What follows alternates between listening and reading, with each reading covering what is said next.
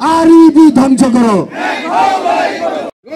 সারা দেশের ন্যায় চাঁপাইনবাবগঞ্জেও 2 দফা দাবিতে নবম দিনের মতো কর্মবিরতি পালন করছেন পল্লী বিদ্যুৎ সমিতির কর্মকর্তা কর্মচারীরা। আর এই 2 দফা দাবিতে কর্মবিরতি বাংলাদেশ পল্লী বিদ্যুতায়ন বোর্ডের দুর্নীতি বিরোধী আন্দোলনে রূপ নিয়েছে। এ সময় বক্তারা বিআরইবির অব্যবস্থাপনা, বৈষম্য, দুর্নীতির মাধ্যমে নিম্নমানের মালামাল সরবরাহ, গ্রাহক ভোগান্তি, দেশের উন্নয়ন বাধাগ্রস্ত করা সহ আরও বেশ কিছু অভিযোগ তুলে ধরেন। মঙ্গলবার সকাল 9:30 থেকে সারা দেশের ন্যায় চাঁপাইনবাবগঞ্জের নয়াগোলা এলাকায় অবস্থিত পল্লী বিদ্যুৎ সমিতির কার্যালয়ের সামনে নবম দিনের মতো কর্মবিরতি পালন করছেন তারা। তবে কর্মবিরতি পালন করলেও জরুরি বিদ্যুৎ ব্যবস্থা ও গ্রাহক সেবা সচল রাখা হয়েছে। প্রধানমন্ত্রীর উদ্যোগ ঘরে ঘরে বিদ্যুৎ, এই স্লোগানকে সামনে রেখে 2021 সালে দেশ হিসেবে শতভাগ বিদ্যুতায়ন সম্পন্ন করা হয়েছে। কিন্তু শতভাগ বিদ্যুতায়নের সেই সুনাম অর্জন করলেও আমরা শতভাগ নির্বিচ্ছিন্ন বিদ্যুৎ সেবা করা সম্ভব হচ্ছে না। এই শতভাগ বিদ্যুৎ নির্বিচ্ছিন্ন করা সম্ভব না হওয়ার পিছনে একমাত্র কারণ হচ্ছে আরইবির দুর্নীতি, আরইবির কর্তৃক বাংলাদেশ পল্লী বিদ্যুতায়ন বোর্ড কর্তৃক নিম্নমানের মালামাল সরবরাহ।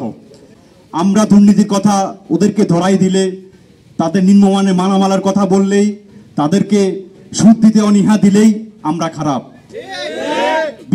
বিআরইবি কর্তৃক 80টা পল্লী বিদ্যুৎ সমিতি সুদ দিতে দিতে আজ 80টা পল্লী বিদ্যুৎ সমিতি দেউলিয়ার পথে।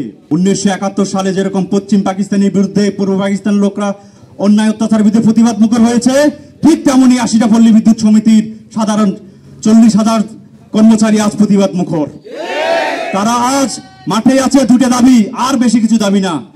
প্রথম দাবি হচ্ছে বিআরইবি নয় একই সার্ভিস কোড। আমরা ভিন্ন সার্ভিস কোড চাই না, আমরা একই সার্ভিস কোড চাই। তারা যেরকম পল্লী বিদ্যুতায়ন কার্যক্রমের সাথে সম্পৃক্ত, পল্লী বিদ্যুতের সমিতির কর্মকর্তারা পল্লী বিদ্যুতায়ন কার্যক্রমের সাথে সম্পৃক্ত। তারা যে সার্ভিস করে থাকবে আমরা সেই সার্ভিস করে থাকব। আমাদের আরেকটা দাবি হচ্ছে যে আমাদের একই পদে বিভিন্ন রকম কর্মচারী নিযুক্ত, কাজ একটি, কেউ লাইনম্যান গ্রেড 1, কেউ লাইন টেকনিশিয়ান, কেউ কাজ নাই মজুরি নাই, কেউ লাইন শ্রমিক, কেউ লেভেল 1। কাজ কিন্তু একটাই, গ্রাহকের অভিযোগ নিরসন সিস্টেমের জন্য কাজ, কিন্তু তাদের পদভেদে বৈষম্য। এই বৈষম্যের কারণে আজ আরইবির কাছে আমরা প্রতিবাদ মুখর। আমরা এসব বৈষম্য চাই না, আমরা সবাই এক কাতারে চাই। আমরা চাই সরকারের বাজেট কোথা থেকে আসবে সেটা জানি না, যেহেতু সরকারের রাজস্ব আদায়ের জন্য আমরা কাজ করতেছি, বাজেটও ইনশাল্লাহ বাস্তবায়ন হয়ে যাবে। আমরা এই চাকরিতে যোগদানের পূর্বে ভেবেছিলাম যে কাজ নাই মজুরি নাই মানে হচ্ছে আমাদের কাজ থাকলে আমাদের আসতে হবে, কাজ না থাকলে আমাদের আসতে হবে না। কিন্তু এই চাকরিতে যোগদানের পরে আমাদের হাতে যখন শিডিউল ধরিয়ে দেওয়া হলো, তখন আমরা দেখতে পেলাম আসলে আমাদের কাজ আছে কিন্তু মজুরি নাই। পাশাপাশি টেবিলে বসে সমপরিমাণ কাজ করে একজন সকল সুযোগ সুবিধা পাবে আর আমরা সকল সুযোগ সুবিধা থেকে বঞ্চিত হব, এটা হবে না। মাতৃত্বকালীন ছুটি, যেটা একটা মেয়ের জীবনে সবথেকে গুরুত্বপূর্ণ সময়, সেই সময়ে আমাদের বিনা বেতনে ছুটি কাটাতে হবে এবং যে সময় আমাদের টাকার প্রয়োজন সে সময় আমাদের বেতন দেওয়া হবে না। আবার আমাদের বলা হয়েছে যা যখন প্রিপেড মিটার হবে তখন আমাদের এই চাকরি থেকে বাদ দিয়ে দেওয়া হবে। তাহলে আমরা শূন্য হাতে কোথায় যাব তখন?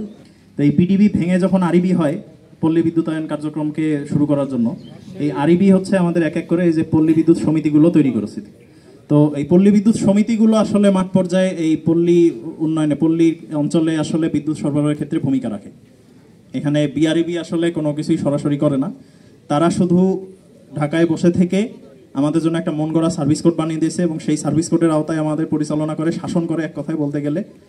এবং আমাদের কাজের জন্য যে মালামাল, এই মালামাল ক্রয়ের ক্ষেত্রে তারা সিন্ডিকেট করে 2 নম্বর মালামাল ক্রয় করে আমাদের উপরে দিয়ে দেয় আর কি।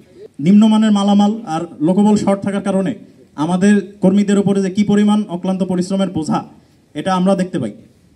এখানে দেখা যাচ্ছে যে একে তো মালামাল মানে 2 নম্বর, তার উপরে যে লোকবল শর্ট, এই কারণে দেখা যাচ্ছে 2-3 গুণ পরিশ্রম করতে হচ্ছে লাইন চালু করতে, অথচ এই পল্লী বিদ্যুতেরই বদনাম। এই বদনামটা কিন্তু আমাদের প্রাপ্য না, বদনামটা পুরা দায় হচ্ছে বিআরইবি। আরইবি ধ্বংস করো। লুনা আফরোজ নিপা, ঢাকা পোস্ট।